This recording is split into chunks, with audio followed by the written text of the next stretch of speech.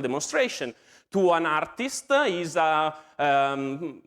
is poetry or a painting. It's something that enlightens you in a moment and tells you something new that you didn't know before. That's what we look for. That's what we look for. We don't look for the, oops, sorry. That's what we look for. We don't look for lame. We look for hack. However, there's something different than the time that Neuro and I spent on the IRC together chatting. He wasn't much on the IRC. He was already more adult than us because he's so old, as somebody pointed out this morning. But we are not there anymore. We are actually on the top of the front page news. So our findings impact the public perception. Let me give you an example. Now, let me be clear before I start talking about this research that I am not commenting the research. I am commenting the impact of the research. I purposefully chose research that is actually good, but had an interesting and misleading impact. So now the first piece of research is this presentation by Andrei Kostin, Ghosts in Air Traffic.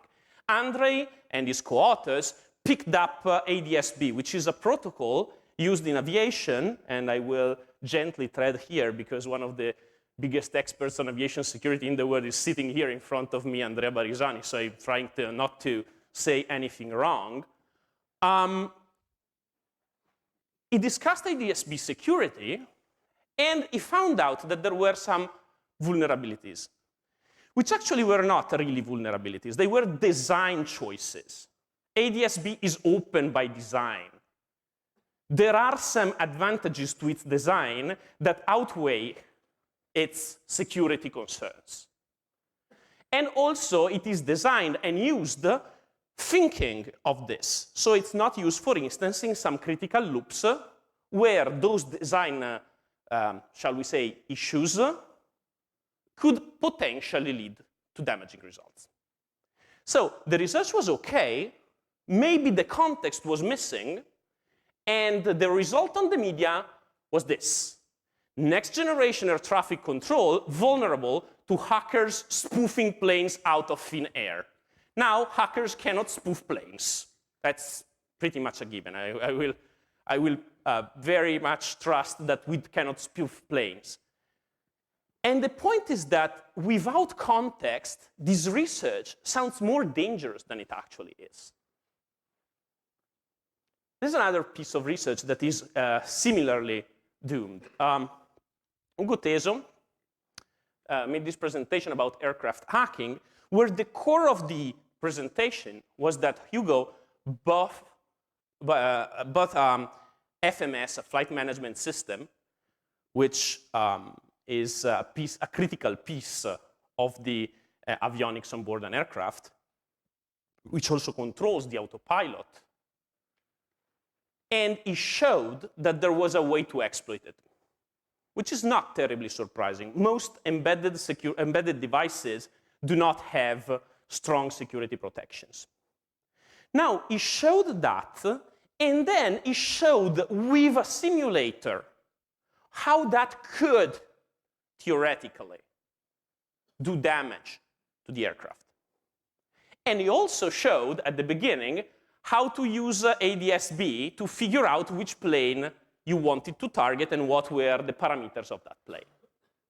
Now, on the media, this turned into hacker uses an Android to remotely attack and hijack an airplane. Where the Android, if you are curious, was the fact that he used an app on his phone to follow ADS-B traffic, like Flight Radar 24 for those that use it. So this actually caused the FAA to have to issue statements saying, no, look, this is not real. This is not going to happen. And actually, this entire fact, which also ended up on Repubblica, but that's not so surprising, probably.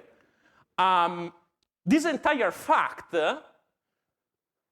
if you go and look at the discussions online related to the disappearance of Malaysia Airlines 370, there's a lot of people that claim that it was actually hijacked and pointed this research as a proof that that can happen, that it can be hijacked by a remote. So I don't precisely know what happened to MH370, and we probably will never really know with absolute precision, but we do know it's not this. But the list goes on and on. So this is Cy Dragan, Chris Roberts, a researcher in the US, that tweeted that from a flight. Find myself on a 737-800. Let's see, box, IFE, in-flight entertainment, SATCOM. Shall we start playing with messages, pass oxygen on anyone? And he was actually picked up by the FBI after the flight landed. Now, while I can reasonably see why the FBI would be worried, and I would be worried as well, the fact is that this guy never did anything because he couldn't. There's no way he could. And every single researcher with some knowledge of avionics will tell you that. So, in spite of everything else, all of this appears to end up to the conclusion that there's no way Roberts could have hacked the thrust controls of a plane. This appeared in Wired like weeks after the fact. The guy was interviewed by Codice on Rai Uno last year, I think, and spun the same tale, which has been debunked like 4 years ago. So the point is that sometimes these things end up in the media because of chance. Sometimes some researchers are, shall we say, slightly less cautious than they should be in communicating. And sometimes it's really apparent from the start that something is flawed. So this summer, Ruben Santamarta, a colleague from IOActive, basically showed security vulnerabilities in a piece of code that he says comes from Boeing 787 onboard software. He basically found that online with disputable ways and then hacked into it. But the important part of the entire article on this is the part in bold down there. Santamarta himself admits that he doesn't have a full enough picture of the aircraft or access to a $250 million jet to confirm his claims. In short, it's bullshit. It's a short translation of that. It's not. It's a valid exploit in a software. But you cannot say what that will do to a plane if you don't have the plane or a good enough picture of the plane in order to tell. Well, if you don't, you don't. There's a reason why there's not so many people here doing research on aviation security. It's because you need the frigging plane. In my group, we do research on robots because we have robots. We do research on cars because we have bought a car and we hack into it. But we don't do research on aircraft because I would have a difficult time convincing my rector to allow me to park an A380 behind the university.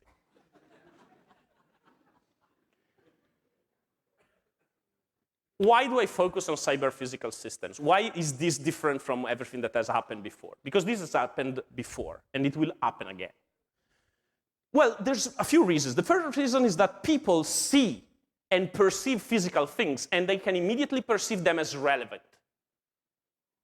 More relevant than other things. We are computer geeks. We think data, computers, and applications are relevant because that's what we do. But to people, hacking into a bank system is never going to be as imaginatively bad as hacking into an airplane. Because computer systems in banks don't scream while they fall. And it's right that people find these more disconcerting. People find it disconcerting. Politicians realize that the systems that maintain our societies are actually critical. And this has not happened now. Viviane Reding was the vice president not of the current commission, not of the previous commission, but of the commission before that. 10 years ago, this was already on the agenda of states for protecting the citizens. Cyber-physical systems are often safety critical and may involve danger to human life. For instance, take robots. This is what robots look like today, mostly. They are confined in a cage. If you open up this cage, which is called the protected space, the robot stops. And it doesn't stop because the computer tells it to stop. It stops because opening the cage opens a relay and power is cut to the motors and brakes start to work. You can hack into those robots as much as you want, but as soon as somebody opens up the protected space, those robots are going to stop. Now, this robot instead, which is called Yumi, is perfectly safe to work with. It's gentle. It's never going to hurt a human. It has been designed so. But since there's no physical protection, all of these safety constraints are in software. So securing the software for these robots is less critical from a safety point of view than securing the software for these robots. And this is the future of robotics, not this. Systems that are cyber-physical are automated. Getting into a car without a steering wheel and brakes, that's a concept, by the way. It's not a real car yet. But getting into there is going to require us a leap of faith, which is the same source as the fear that many people have when they board an airplane. It's not fear of height or fear of flying. It's the fear of loss of control. On a car, you have the perception that if something bad happens, you can somehow intervene and try to save yourself. Grab the steering wheel. Grab the handbrake if the car still has one, which is a difficult proposition nowadays. If you're on a ship, you think that you can at least try to jump into the sea and swim. But if you are on a plane, you can't do anything. That's the root of the fear of many people. Now, this is fear of automation. And automation has always evoked fear. Those are pictures that some people in the room will recognize and some people in the room won't because of age. Again, yes, of course. It's all about age. But this is from War Games. So since it's a film from 1984, if I recall correctly, and it might not spoilering the last season of Game of Thrones, I think I can safely talk about it. But if you have not seen it, you should. And for many people of my generation, that's the first time we saw a hacker on screen hacking into a system. And it clicked, right? It clicked. I'm looking at you because you're the only one that can have clicked with that. Or maybe Yvette, sorry, but so it clicked with us. It was the first role model for the hacker on screen. But you know what? That was not the point of the film. The point of War Games is fear of automation, fear of what happens when you transfer control of nuclear weapons to this device here, which is a 1984 idea of what an artificial intelligence looks like. And upon reflection, maybe the artificial intelligence was actually better than the current controller of US nuclear weapons. But that would lead this keynote in a different direction. So let's leave it as a side thought. Now, fear of automation is deeply inset in us. And the only way to get around it is to create trust in people. Now, people expect computers not to work. So they will expect our beautiful self-driving cars not to work. That's not a great start for the self-driving car industry. So we cannot keep the circus going, because showing that we can hack into a Jeep and drive off the road a journalist from remote is only going to help to a point. It's going to drive a point home. Stunt hacks are important because they raise awareness. They make people look and say, ooh, that can happen? Whoa. But then comes the question, the big question, what do I do to avoid that from happening? And we cannot keep spinning the balls around and passing on to the next system and saying, hey, you know that this happens also to this other system, and look, it happens also over there, and over there behind you, a monkey with 3 heads. We cannot do that. We cannot do that. And stunt hacks focus on specific vulnerabilities. That's their shortcoming. So there's vulnerabilities in everything. That's pretty much a given. But the point is, so we cannot really prove any point by proving that there's a vulnerability, or 100. The point is, if vulnerabilities are dense, so if there's many vulnerabilities, if they are sparse, you point at vulnerability, patch vulnerability, squash bug, problem solved. If they are dense, and they are being put into code faster than we can take them out of code, finding vulnerabilities is completely pointless. Of course, if you find one, you raise the problem, you get the problem solved. Of course, if you find an entire class of problems, as Daniel and other colleagues around the world did for processors, that's great because you actually engage a process for eliminating a class of vulnerabilities. But a single vulnerability is not really important. This part is from a keynote by Dan Geer. Dan Geer is one of the greatest minds of cybersecurity. If you have 1 hour of your life to spend well, find his keynote at Black Hat USA 2014 and look it entirely. For the next 19 minutes, you are stuck with me. I'm sorry, that's not just as good. But so we are not going to solve anything by squashing vulnerabilities one at a time. And this is not a new lesson. This is an old lesson. This is a message from years ago from Buzz Albert, that is a great kernel hacker and exploiter. And he's basically saying the same thing. Bugs don't matter. Vulnerability research is bullshit.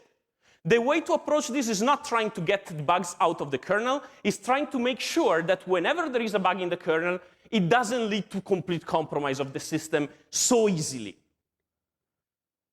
You need to design systems around basically stopping the routes of impact of the vulnerabilities, not the routes to the vulnerabilities, because the routes to the vulnerabilities cannot be stopped completely.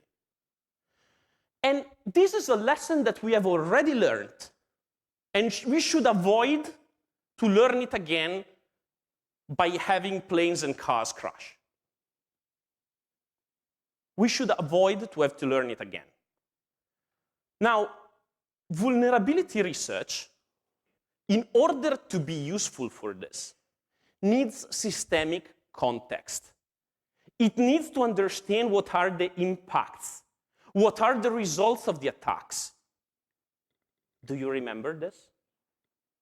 That's precisely what's in there.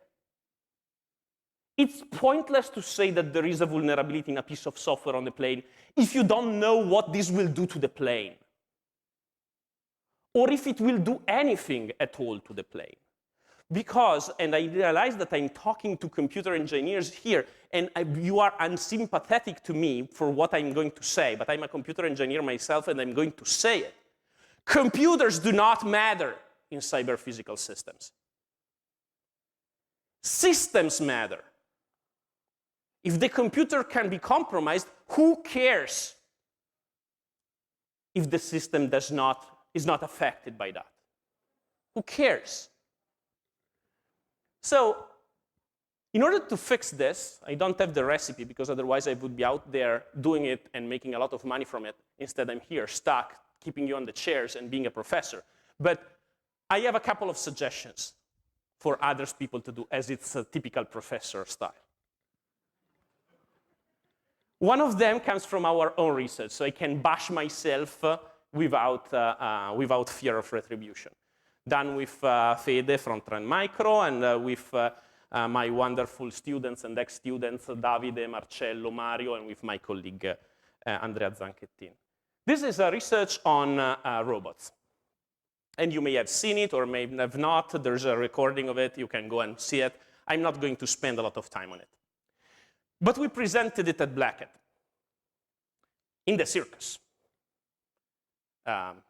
Federico and Marcello and Davide put on their red noses and started performing in front of the circus. And this is what the circus cheered for. We found that inside the robot, basically the robot does not check signatures on updates. My cell phone does. And these half a ton, 70,000 euros worth of machinery does not. So whatever you load, it loads and executes. It does use unsecure protocols, so you can affect this upload system. And the circus cheered, right? Woohoo!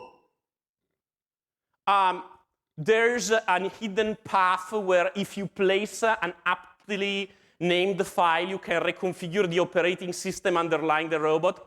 Woohoo! There's this in the code, triple cheer from the audience.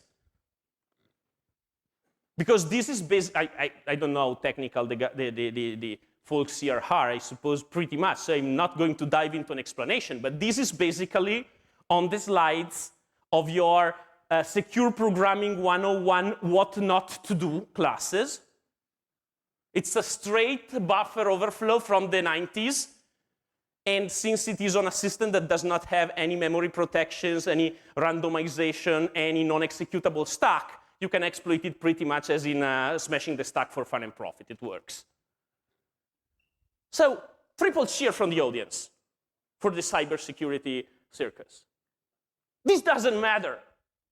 None of this matters, because this small block here says that ABB, that is the vendor of the robot, has patched it. So it doesn't matter anymore. Who cares? This is what mattered. That the impact of this on the press was catastrophe warning. Watch an industrial robot get hacked. Watch hackers, that was us, sabotage an industrial robot arm. And finally, my top favorite of the bunch, hackers are remotely controlling industrial robots now. Oh my God, what's going to happen? This is going to happen. That's what the people draw from this. And it's not the message. The freaking message was in the next section of the paper that was evidently too academic for anybody to read, which was looking at the post-exploitation strategies, because you are never going to fix that code base in a lifetime.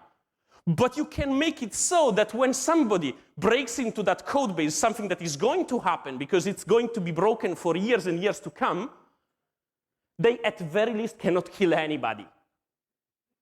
And we can do that by reducing the attack surface after the exploitation, changing the architecture, improving resilience, for instance, checking the done firmware signatures. These kind of things can be done, and they can reduce the impact that an attacker can have. So this is the first suggestion. We need to focus on impact, resilience strategies, architectural changes.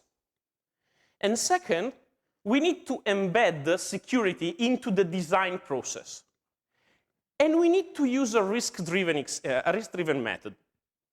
Let me use automotive for an example. I didn't think how embarrassing it would be to do this keynote in front of Andrea right here, because he's kind of the topmost expert on what I'm talking about. So there's been multiple hacks and attacks on cars for years. There's been Charlie and Chris, but there's been a bunch of others. And you know what? These attacks are all the same attack. You find an exploit on the attack surface of the outside of the vehicle, typically the infotainment system, remote firmware update, or e-call box. This is connected to the CAN network. Once you are inside the vehicle, it's your vehicle. This is the security assumption of vehicles. And so it's done. When you can do that, you have taken the vehicle. You can drive it away. you can influence its operations, you can modify it permanently, extract personal information. You can do anything because the vehicle is made of hundreds of computers that trust each other. So once you have broken into one, you have broken into all of them, basically. So all of these attacks are the same attack. Now, if we focus on the vulnerability is the first step of this attack. And there's always going to be vulnerabilities, in particular in systems that were not designed to be exposed to the internet.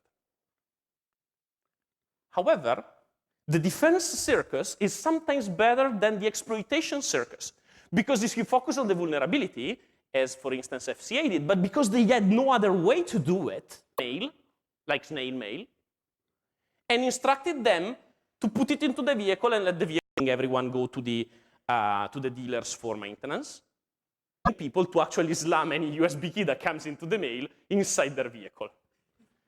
Now, the point is securing the vehicle. No. Does this change our way to design vehicles? No. Trusted network. This is going to happen over and over again. We can park a vehicle here in front. Don't do it on any vehicle that is not yours, but you can park a vehicle here in front and hack together on it. So the typical suggestion of most researchers is, yeah, all we need to do is get rid of CAN. At which point, automotive, but for other reasons and in geological times, it's not going to happen tomorrow. Then there's academic researchers that instead tries to come up with magic intrusion detection systems using machine learning. I was a bit ahead of time, probably. They didn't work.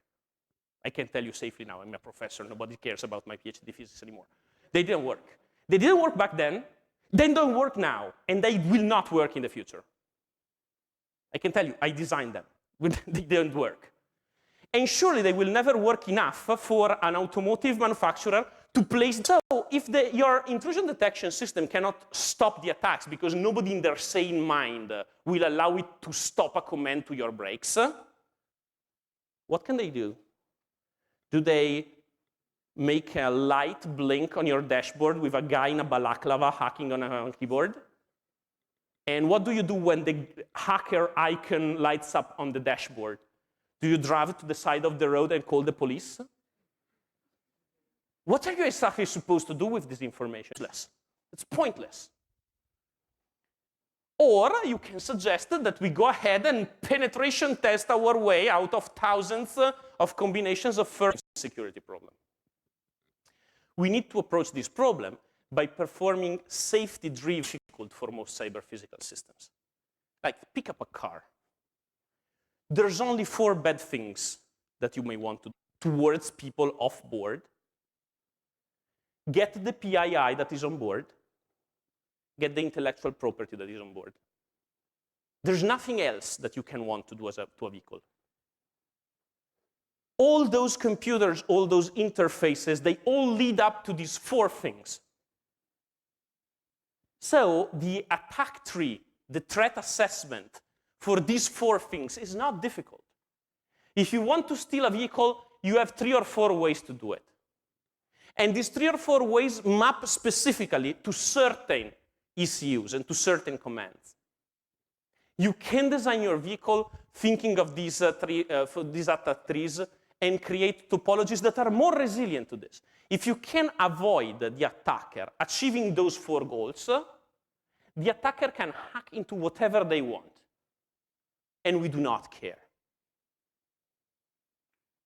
Of course, it's an extreme, right? We still do care. We still want to protect those. But if we at least can avoid the attacker achieving those objectives, we can actually design safe vehicles to drive. We can actually design safe planes to fly, as it has already been done. We need to look at the industries where this has already been done. Avionics is a good example.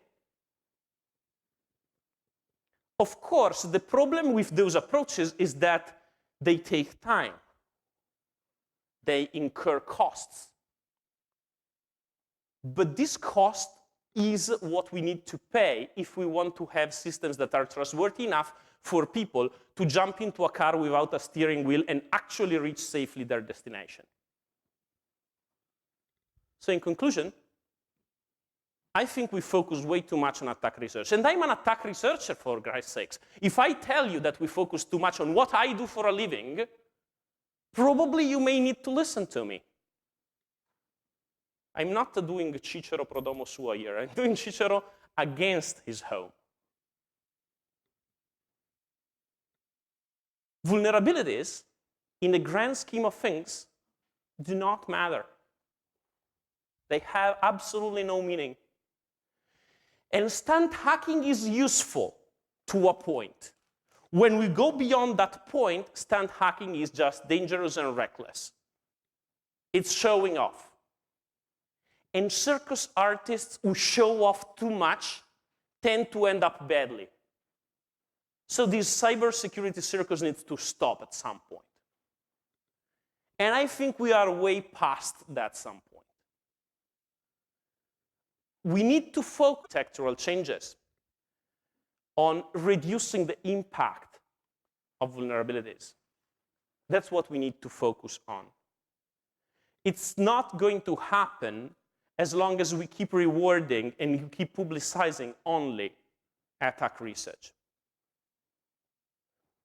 I thank you very much for your attention. And if you have any questions, I'm here to take them. You can ask them in Italian if you're shy.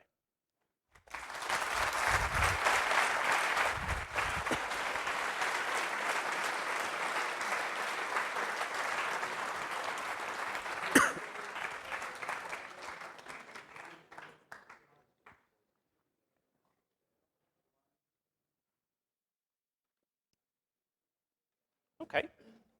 I guess that I was either too boring or too explicative, so either very good or very bad. Thank you very much for your attention.